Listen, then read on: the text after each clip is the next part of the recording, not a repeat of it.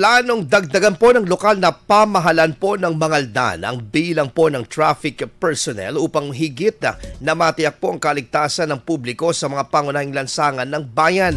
Ito ay kasunod po ng pagtaas ng itatalang mga insidenteng vehicular accidents sa nasabing lugar.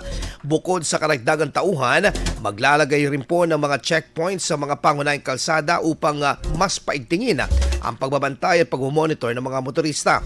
Ayon sa lokal na pamahalaan, hindi lamang mga motorista ang nais nilang maprotektahan, kundi pati na rin ang mga pasahero at pedestrian na araw-araw ay gumagamit ng kalsada. Binigyang diin din ng alkalde ng bayan ang paalala sa mga motorista na umiwas sa pagmamaneho habang nasa impluwensya ng alak dahil isa ito sa mga karaniwang sanhi ng aksidente sa daan. Samantala, paalala naman po ng LDRRMO sa publiko na mag-ingat lalo na't napapadalas na ang malalakas na pag-ulan na maaaring magdulot ng madulas na kalsada sa iba pang sakuna. IFM News. IFM News. IFM News.